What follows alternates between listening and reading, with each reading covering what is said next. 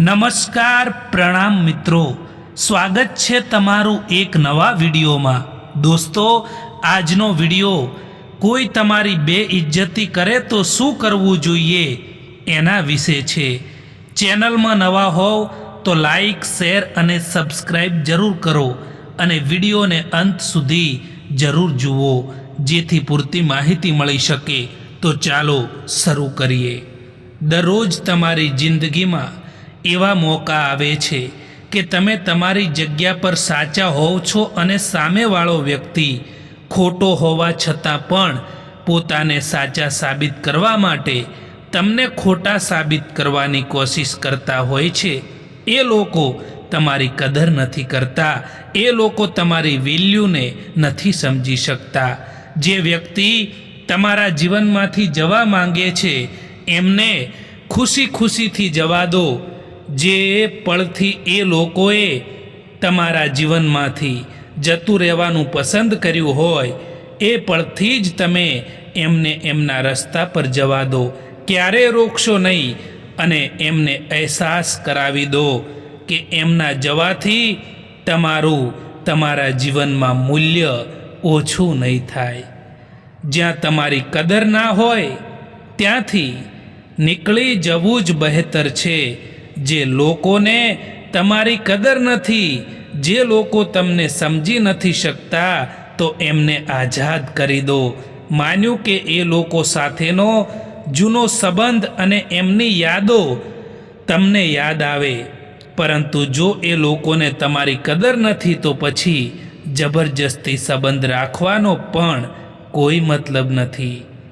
એક સહન કરવાવાળો માણસ જ જાણી શકે છે કે તેને કેટલી તકલીફ થાય છે, બાકી બીજા લોકો તો ફક્ત અનુમાન જ લગાવી શકે છે। એક જમાનો હતો કે જ્યારે લોકો પરાયા માટે પણ રડી પડતા હતા અને આજે લોકો પોતાનાઓને રડાવીને પણ ખુશ થતા હોય છે। તડકાનું નામ તો એમ જ બદનામ છે, બાકી બળે તો લોકો એકબીજાથી વધારે છે। મિત્રો, ક્યારે કોઈનું અપમાન ના કરવું જોઈએ, કારણ કે સમય ક્યારેય એક જેવો નથી રહેતો દોસ્તો। એમનો પણ સમય બદલાય છે।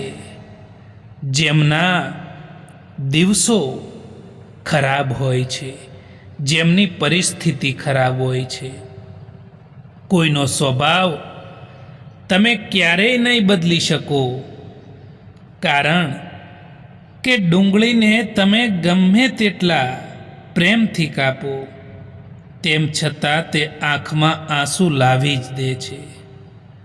એ વ્યક્તિ સામે ક્યારેય જૂઠું ના બોલતા સાહેબ, જે વ્યક્તિને તમારા જૂઠ બોલવા પર પણ વિશ્વાસ હોય।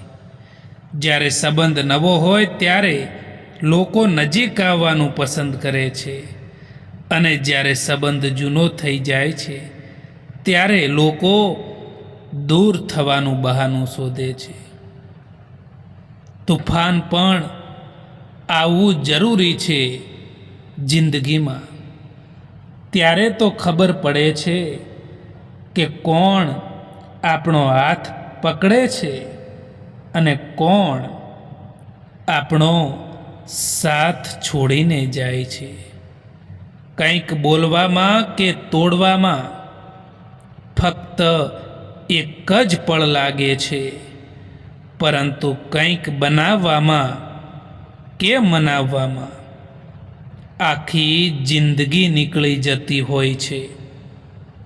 કડવી સચ્ચાઈ બોલવાવાળા લોકો, જૂઠો ભરોસો આપવાવાળા લોકોથી તો લાખ ગણા વધારે સારા હોય છે।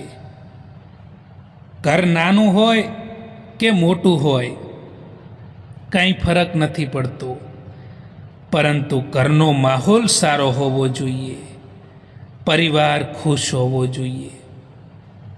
અમુક સંબંધો એટલા માટે પણ તૂટી જતા હોય છે કે એક વ્યક્તિ રાહ જોતું હોય છે અને બીજાને તેની પરવાહ પણ નથી હોતી. ગઈકાલનો અફસોસ અને આવતીકાલની ચિંતા, આ બે ચોર એવા છે દોસ્તો, જે તમારી બધી જ ખુશીઓને છીનવી લે છે. એટલા માટે હંમેશા જીવનમાં ચિંતા કર્યા વિના ખુશ રહેતા શીખી જાઓ, કારણ કે ચિંતા કરવાથી કંઈ પણ નથી બદલી શકાતું. કેટલાક લોકો આપણને એટલા માટે નફરત કરતા હોય છે કારણ કે ઘણા લોકો આપણને પ્યાર કરતા હોય છે. જમીન અને કિસ્મત એક જેવી હોય છે. માણસ જેવું વાવે છે એવું જ એનું ફળ મળે છે. જેવી રીતે દિવસ ઢળે છે એવી જ રીતે જિંદગી પણ ધીમે ધીમે ઢળતી જાય છે.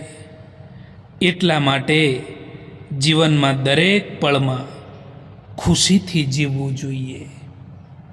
દરેક ઠેકાણે ફૂલ જ નથી હોતા. કાંટાનો પણ સ્વીકાર કરો. કેટલીય પણ કડવી હોય, પરંતુ સચ્ચાઈનો સ્વીકાર કરો. રંગથી ડર નથી લાગતો સાહેબ, ડર તો એનાથી લાગે છે જે લોકો દરરોજ પોતાના રંગ બદલતા હોય છે. જીવનમાં હંમેશા ખુશ રહેવું જોઈએ, કારણ કે જિંદગીમાં એક રાત એવી પણ આવે છે જે રાત પછી સવાર નથી થતું. મુશ્કેલીઓ તમારા જીવનમાં એટલા માટે આવે છે કે તમે 2 કદમ આગળ વધી શકો. તમે ત્યાં સુધી નથી હારતા જ્યાં સુધી તમે કોશિશ કરવાનું નથી છોડતા. લોકો તમારાથી નહીં, પરંતુ તમારી સ્થિતિથી હાથ મિલાવે છે.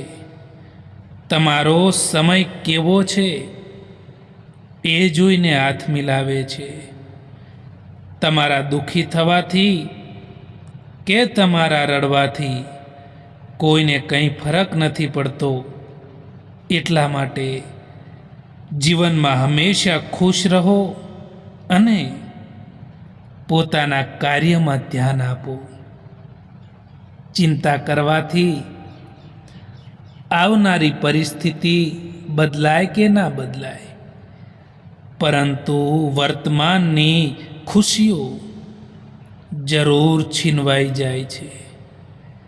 ખુશી અને દુઃખ એ તો બંને સમયની સાથે બદલાયા કરે છે, પરંતુ જે લોકો હંમેશા આપણી સાથે હોય છે, જે લોકો હંમેશા આપણો સાથ આપતા હોય છે, એ લોકોની યાદો હંમેશા માટે યાદ રહી જતી હોય છે.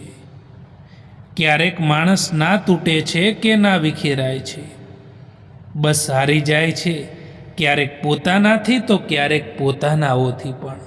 દોસ્તો, આ વિડીયો પસંદ આવ્યો હોય તો આ ચેનલને સબસ્ક્રાઈબ જરૂર કરો. વિડીયો જોવા માટે આભાર.